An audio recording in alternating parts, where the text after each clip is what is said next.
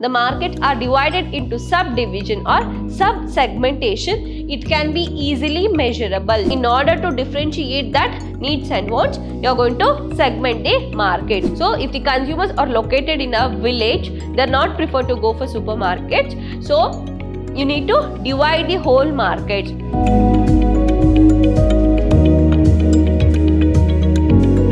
Hello everyone, I am Meghana from the Department of Commerce, lecturing in Vidhyaashram First Grade College, the Temple of Excellence. We are in the session 2 of Unit 3, subject Marketing Management. In the last session, we have discussed with marketing segmentation. What is marketing segmentation? Meaning, definition of marketing segmentation. In the today's session, let us continue with the same topic. In today's session, let us discuss with requisites of a sound marketing segmentation, then basis for market segmentation. Let us start with today's session. Requisites of a sound marketing segmentation. In the last session, we have discussed with marketing segmentation. Marketing segmentation or market segmentation means grouping the whole market, dividing the whole market into subdivision based on the needs and wants of consumers. So the requisites of sound market segmentation. What is the necessary for the sound market segmentation? Why the marketing segmentation is necessary for organization? So first one, measurable and obtainable. That means if the market are subdivided or the market are divided into subdivision or sub-segmentation, it can be easily measurable. You can measure the performance of the organization. Customer can rate your goods or services. So when you are producing goods and services for a particular segment or particular group, means you need to fulfill the needs and wants of that particular group. You can easily measure the work or can easily measure the efficiency of the organization. So marketing segmentation helps to measure and obtain. So if there is any necessary for the changes, so you can make the changes. So it helps to measure and obtain the results of the organization or results of your work. So it helps to measure the work. Then relevant. Relevant means you can collect the relevant information. If you are producing a goods for a particular segment or your target group, when you identify the target group, you can collect the relevant information and you can produce the relevant goods for that particular target group. So the needs and wants of consumers are different from one segment to another segment.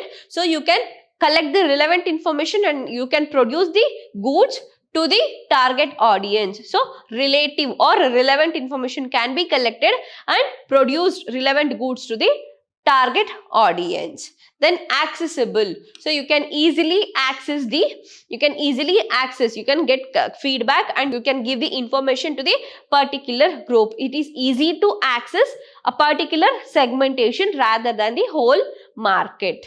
Next, substantial. Substantial means the segmentation should be substantial to generate required returns. So the organization expect returns from their manufacturing and this selling process. So this segmentation should be able to generate the expected returns. So the small segmentation, it gives the biased results. So it should be substantial to generate the revenue or returns. Then valid. Valid means to some extent the needs and wants of the consumers are different. So the basis for the changes in needs and wants of the consumers. So you are going to divide the whole market into subdivision based on the needs and wants of the consumers. Next one, unique or distinguishable or differentiable. That means the whole market is subdivided into different groups in order to differentiate the needs and wants of consumers. So the consumer needs and wants are different. So in order to differentiate that needs and wants, you are going to segment the market. So the segment should be able to differentiate between the needs and wants of consumers. So the person who is having a different needs and wants, and you are going to divide the market. You are going to distinguish between the consumers, the person who is having a same needs and wants and different needs and wants. So you are going to divide the whole market into subdivision. So it should be differentiable or distinguishable. Then appropriate. The market segmentation should be appropriate to achieve the organizational objectives and resources and needs. So the market segmentation, mainly the market segmentation has done in order to achieve the organizational objectives. That means in order to analyze the consumer buying behavior as well as in order to satisfy the consumers, you are going to segment or you are going to divide the whole market. So it should be appropriate in order to achieve the objectives of the organization, and it should help the organization to allocate the resources. So when you analyze the needs and wants of consumers, you can easily allocate or appropriate the resources, available resources to the different segmentation, so that it should be appropriate to achieve the organizational objective and to allocate the resources.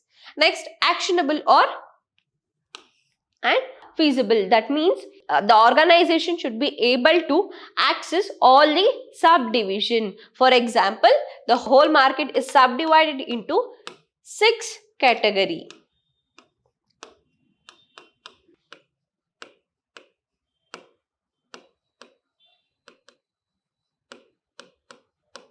The whole market is subdivided into or segmented into 6 category. Now the organization has 6 segments. Each segments are further subdivided into 2 categories. So totally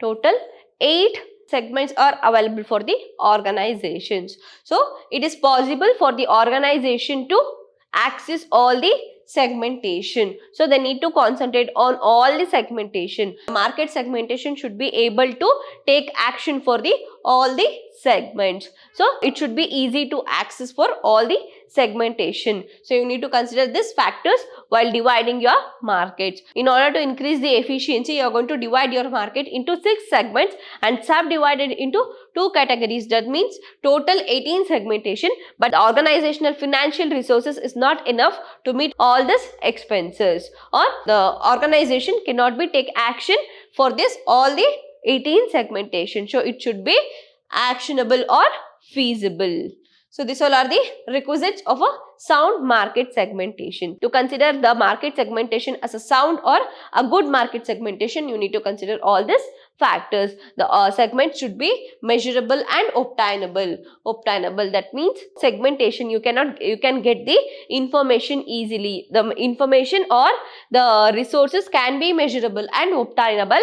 Then it should be relevant. So it should be relevant for the particular segmentation. The information which is collected from the particular segmentation or different segmentation should be relevant for that target group. Then accessible, it should be easy to access the segmentation, each and every segmentation. So to consider a market segmentation as a sound market segmentation, it should fulfill all these factors. Next topic, basis for market segmentation. While segmenting the market or while dividing the markets, you need to analyze these factors, then you need to take the decision about market segmentation. This market segmentation is divided into 2 categories. First one, consumer characteristics, that is personal, then consumer response, that is product. So you have 2 types. Under consumer characteristics, you have 3: geographic, demographic, social and economic, social economic, then psychographic. Under consumer response, you have benefits, usage, loyalty and occasions.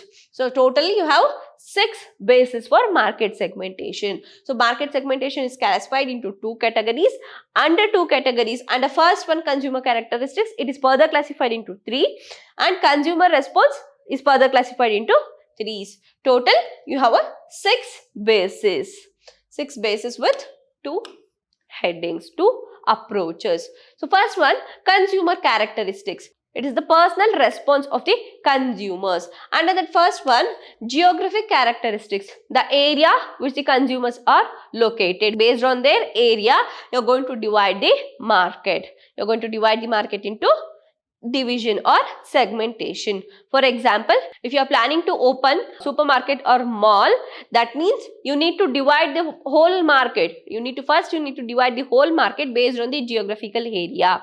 That means if the consumers are located in the cities, then they prefer to go for supermarkets. So if the consumers are located in a village, they not prefer to go for supermarkets. So you need to divide the whole markets based on the geographical area, so that you can get the effective results from the consumers. So based on the geographic area which the consumers are located, based on that you are going to make a decision of market segmentation. Next one, demographic and socio-economic characteristic. Another first one, demographic. Based on the age, gender, occupation, income level, you are going to divide the market. So the age group below 5 years, then age group between the 10 to 20, age group between 20 to 40. So based on the age group, then gender ratio, male and female, based on your product, what product you are producing. So the product is for male or female based on their gender ratio, then age group, then occupation. If you are producing the goods for the industries or students or housewives, so based on their occupation, their income level. So if you are producing goods worth rupees 10,000, means the normal or middle class people, they cannot offer such high cost products. So based on their occupation, income level, age and gender ratio, you are going to divide the whole market into subdivision. So while dividing the market, first you need to consider the geographic characteristics. That means the locality of the consumers, or where the consumer is located. For example, the buying behavior or buying habit of the consumer is different from one place to another place. So based on their location, then consider your product, and based on the location where the consumer is located, you are going to divide the market. Then demographic. Under demographic, age ratio, gender ratio, then occupation, income level. Based on these factors, you are going to divide the market. Then socio-economic characteristics, social and economic values for the consumers. Consumers value, social value and economic value. Based on their value, you are going to divide the whole market into subdivision. Next one, psychographic characteristics. Psychographic characteristics means based on the consumer lifestyle, attitudes and behaviors. So based on their social or psychographic characteristics, that is lifestyle and attitudes, and you are going to divide the whole market. So here, this under psychographic characteristics, you are going to consider the innovator, early adopter, early majority, then late majority. So based on these factors, you are going to divide the markets. So innovators, they prefer to purchase new innovated product. Then early adopters, they are ready to adopt the new changes in the market. Then early majority, then late majority. So based on these factors, you are going to divide the market. Based on their lifestyle, their attitudes, you are going to divide the market. Some people, they think that life is short, steal, beg or borrow money, just enjoy the life. But some other group, they prefer simple living. So based on their lifestyle and their characteristics, their attitudes, you are going to divide the market. So this is all about consumer characteristics. Here, the consumer characteristics means it is a consumer response. That is consumer personal response or personal behaviors. Next one, consumer response. This is personal requirements or personal characteristics. Here the consumer response. So based on the product, this is the personal characteristics or personal requirements. Here the product requirement or product response.